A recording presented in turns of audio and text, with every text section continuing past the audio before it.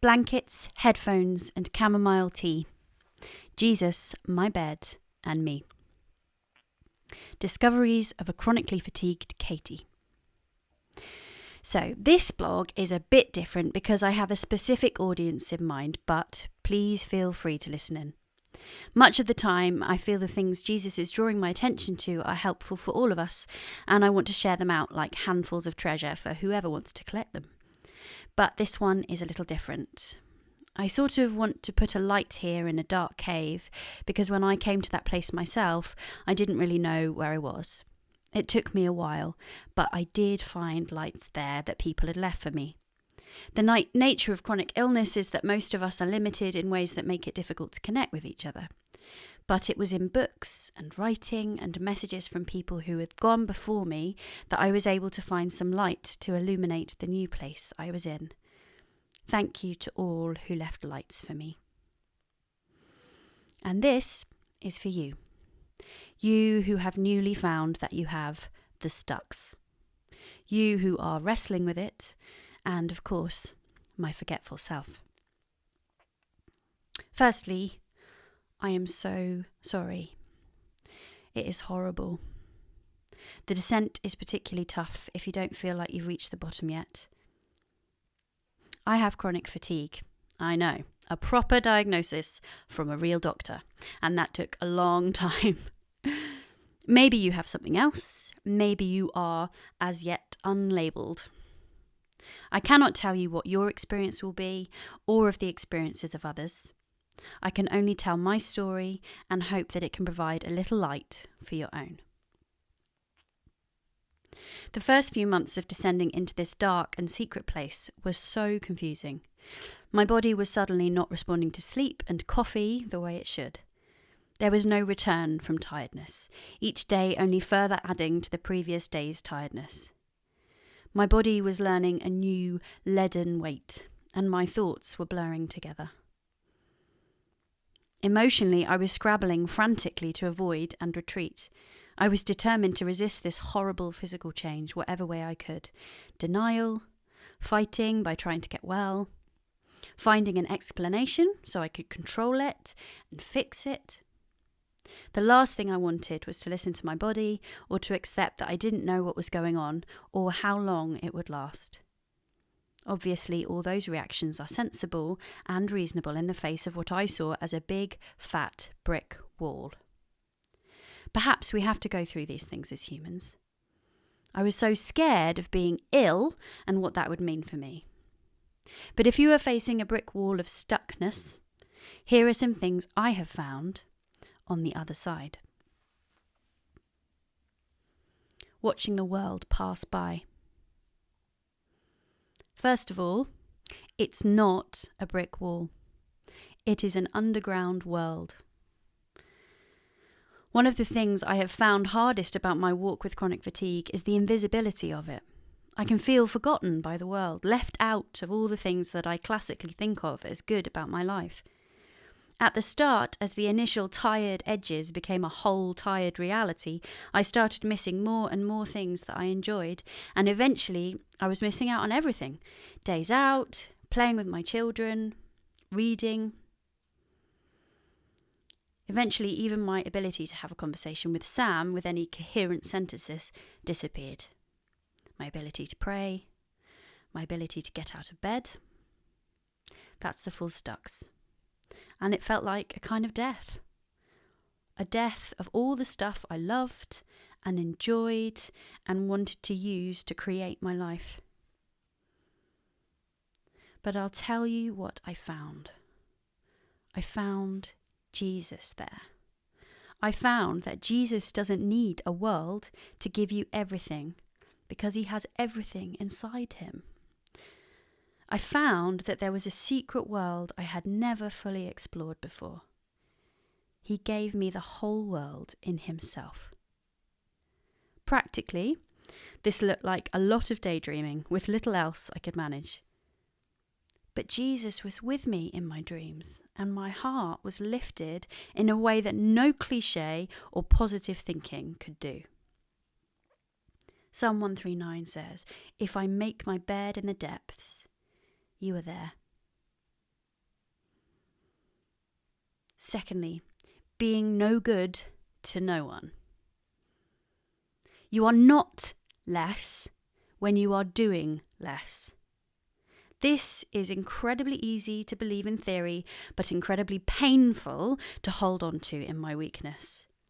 When I am active and contributing, I feel more valuable because I can see that my life has purpose, that I am making a difference.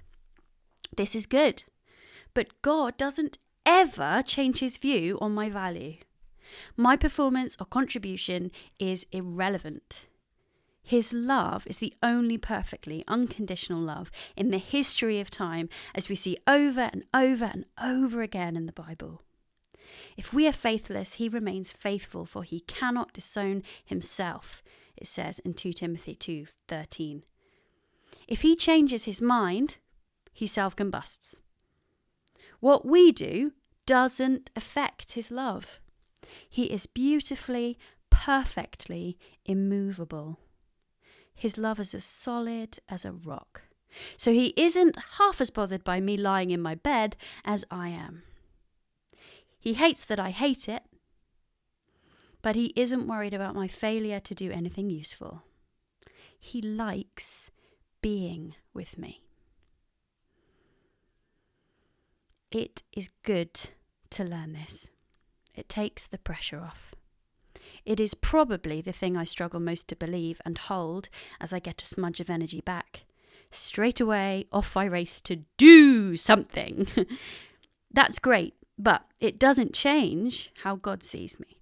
I am not more worthwhile the days I manage to get up. He just loves and loves and loves.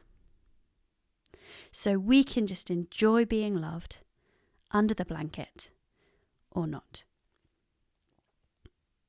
3, living small. It's really hard not to be seen, to live an invisible life that barely brushes the lives of others, to be misunderstood or perhaps forgotten by other people. Long days stretch out with nothing and no one in them. It is monotonous and you have no energy for connecting, and yet you long to be seen and held. Living small is a different way of living. It is a beautiful, powerful, precious way of living.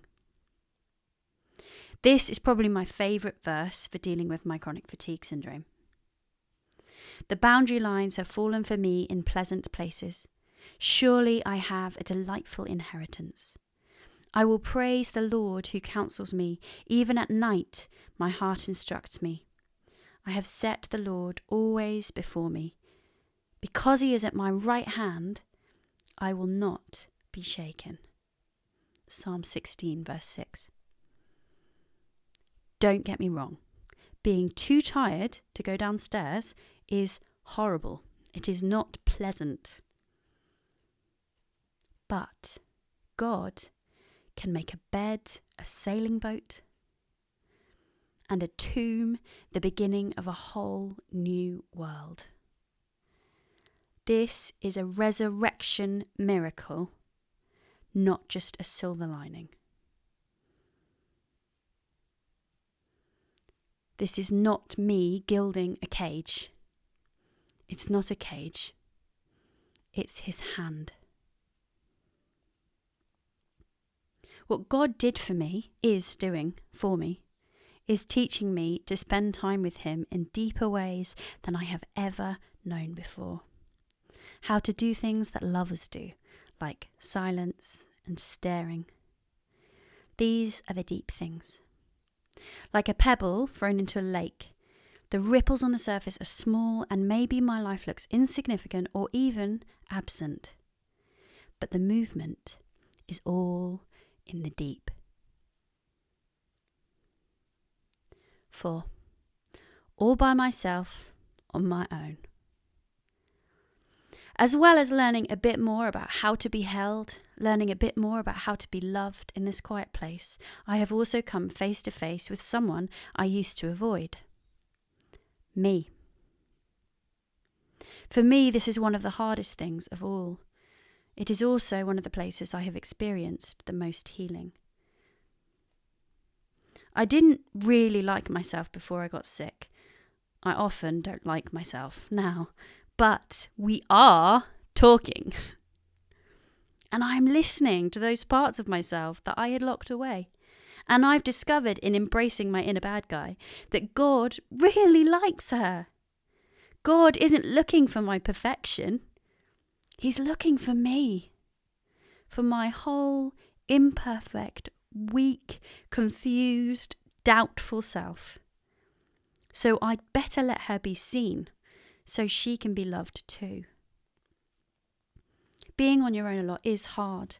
But for me, it was the beginning of something really powerful, accepting myself, which enables me to accept the acceptance of God. He offers this always, but we can't feel it if we cut limbs off or put them in cupboards. So, precious, deconstructed one, you have not been forgotten. You are not a waste. This time is not being deleted. Lean into Jesus and his love for you. For the wind and waves obey him. And when he doesn't take them away, he teaches us to ride them.